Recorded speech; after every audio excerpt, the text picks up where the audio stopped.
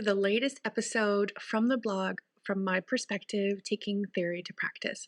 I am your host, Veronica Green, and I am your early childhood consultant, and I support early childhood educators with professional development and resources that help you simplify your planning, understand behaviors, and build trusting relationships with all the protagonists, children, family, and your fellow educators. And I do all of that through the magic of loose parts play. So, in this episode, we're going to be talking about what curiosity is, what it looks like in your environment, and why we need it. Curiosity, this word, feels like a buzzword sometimes, and it is used a lot in the early years profession.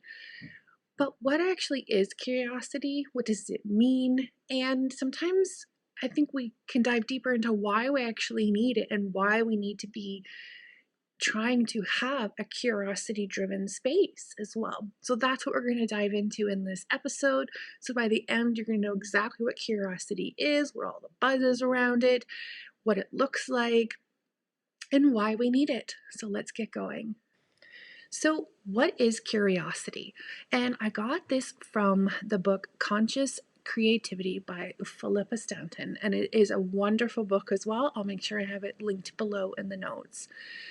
So she defines it as curiosity is a fundamental part of being human. We have a natural desire to learn, we want to know about anything, and curiosity brings an infinite scope to that as well. So this quote is also from the book where curiosity evokes the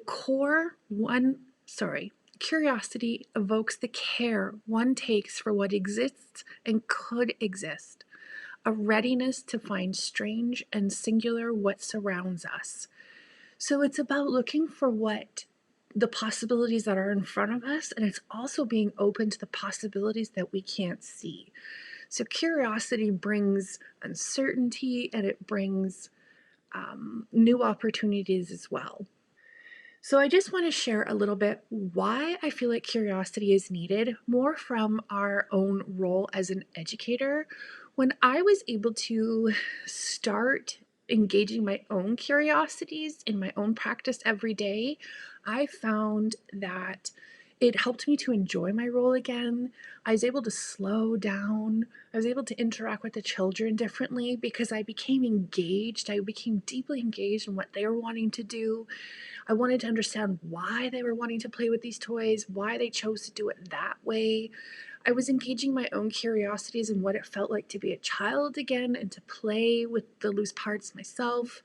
And I just really felt it actually helped me self-regulate more in my own daily practice as well. So curiosity is really important for us as educators because it is integral to our roles as well. If we aren't curious ourselves, how can we know what to do with the children as well? So why do we need curiosity and why do we want it? So this comes from the book Cultivating Curiosity by Wendy Ostroff. It's another great book. I'll link it below. So why do we want it? And there's 3 things that she talks about, that it can jumpstart and sustain intrinsic motivation, allowing deep learning to happen with ease. And she talks about how curiosity spreads like wildfire in our settings. When children follow their own curiosity, they're more likely to stay on a path of exploration. And that deep, engaged learning can also bring on less behaviors. The more they're engaged socially, they're going to develop their emotional skills through it. And so you'll probably see less behaviors when we have really curiosity-filled environments because they get into that deep learning.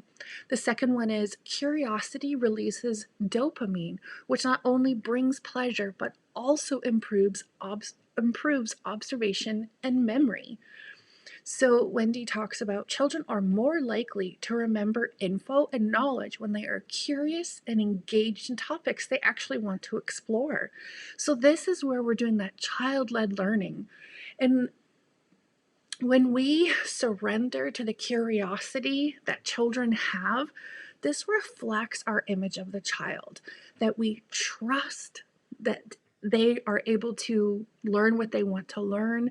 It can show that we believe that they're capable and that they're valued learners when we follow their leads and we follow their curiosities as well. So that's another way that for us to reflect our images of the child into our everyday practice, by making sure we have curiosity in our spaces and what that looks like.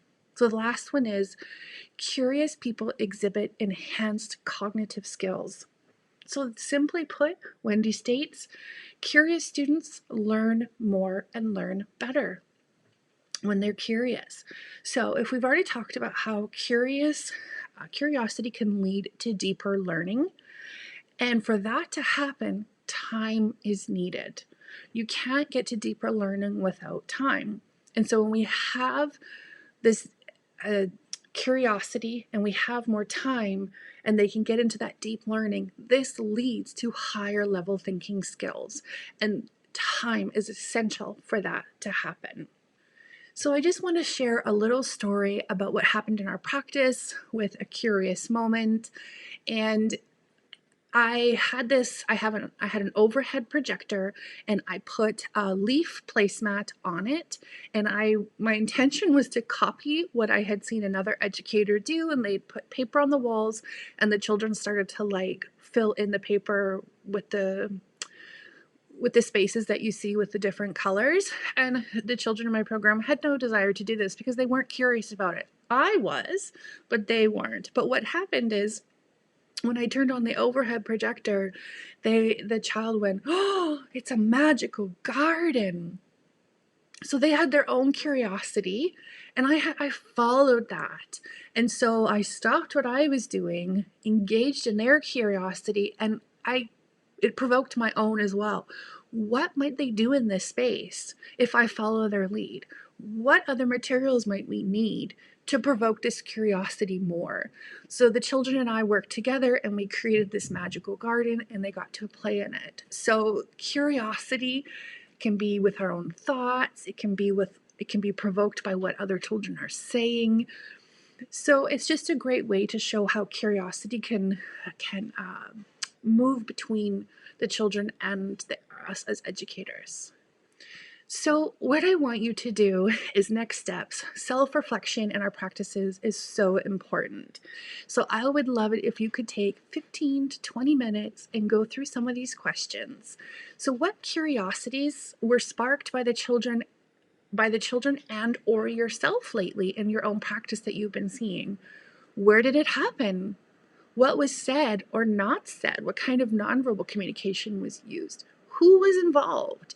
What materials were used during this observation as well? So you can take some time, reflect on it, and see what new learning might come up, what new curiosities might be provoked as well. Then I want you to share those wonderful stories.